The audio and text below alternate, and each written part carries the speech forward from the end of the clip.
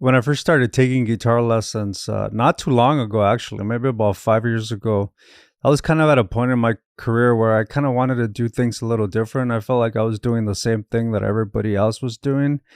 And so I went to a guitar instructor here in LA at the California Guitar Institute or California Guitar Academy. I'm sorry. And I walked in and I told him my situation. And the first thing my instructor at the time, Mike Brennan, told me is, I'm going to teach you something that's going to change the way you're playing, and it's going to change the fretboard for you forever. And I thought it was a sales tactic. And I got home that day and I started working on what he showed me. And that's what I want to show you guys today. What is the secret? The secret is triads. What the?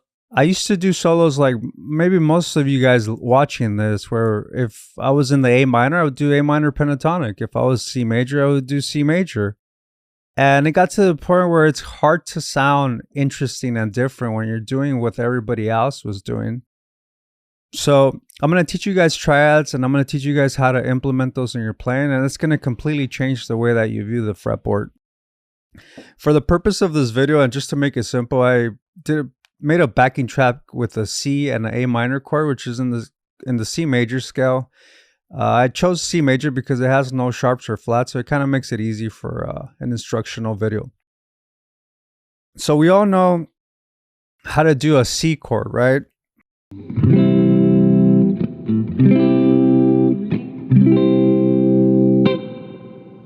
I mean, those are pretty much all the shapes that you really need if you wanted to play. If somebody told you, let's play a folk song in C, you would probably play something like this.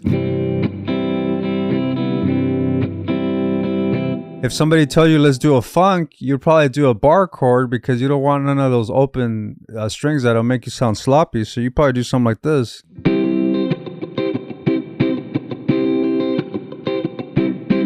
Which is not wrong. I mean, that can get you out of a lot of situations, right? But how do we make that sound more interesting? What we do is we play triads. And what are triads? Triads are it's what a chord consists of, which is the root, the third, and the fifth. So if we're playing a triad in C, you guys are familiar with this C chord right here. Some people do this a little different, but this is when I used to do this chord, this is how I used to do it. But if you take this note right here, which is C, E, and G, that's what makes a triad. So C, E, and G. Those are the three notes that you need to make a C chord. So when we're soloing with triads in mind, those are the chords that we're gonna hit. So to be honest with you, I don't really think about like scales or any of that stuff. I just kind of play with the chords. So I kind of try to hit those three targets, which is the root, the third, and the fifth, all around the fretboard in the different shapes of C. And that's what kind of gets me out of a lot of situations. And I make it sound interesting because not a lot of people play like that. It makes me sound more melodic because I'm playing with the chords. So if we take this C chord and we wanted to play it more funky, we can play it with the triad like this. Instead of this, we can play like this.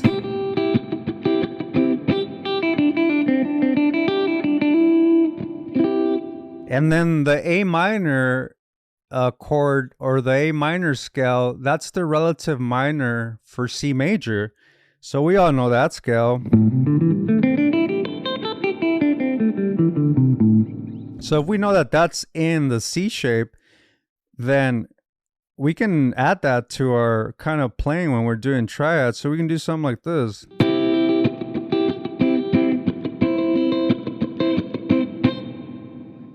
Why does this work?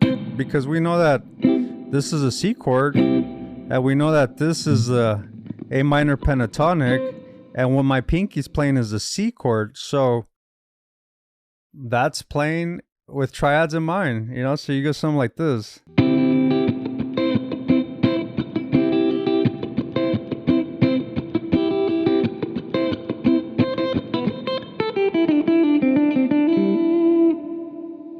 So if you want to keep it going and kind of open up the fretboard for you, all we have to do is just find the other C chords and look for the triads and play around those shapes.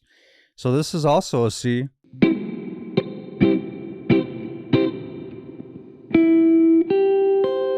That's the triad right there. E, G, and C.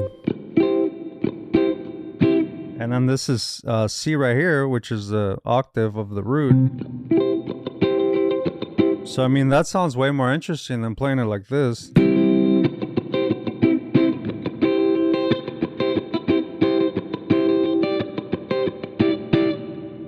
See, I added that D in there to kind of give it a little bit of tension. So if we learn those 3 different ways of playing the C, we can just put them, if somebody tells us play a funk tune in C, we don't just have to stay here.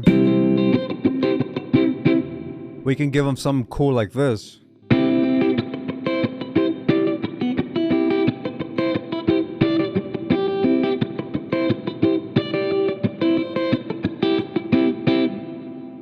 But the coolest part about soloing is the D-shaped C chord, which is here.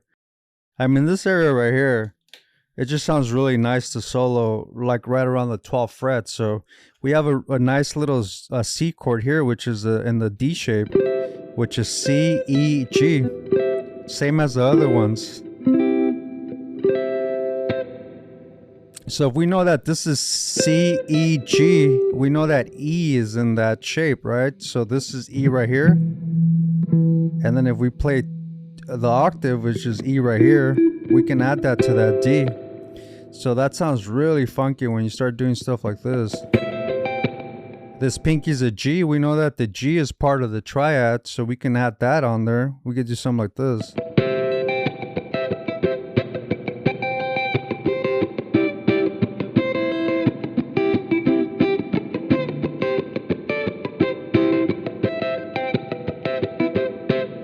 And then we know that this is a C here. So this is a C here as well, over here. So this one right here, that's also that triad that's here. So we can combine those two. We could do something like this.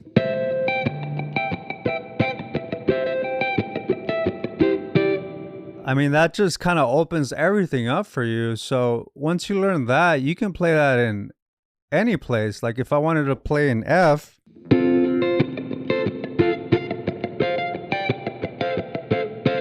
I mean, that just kind of opens everything up for you. So in a solo situation, I previously did a backing track with my Trio Plus. If you guys aren't familiar with the Trio Plus, it's a great tool for writing and practicing your solos.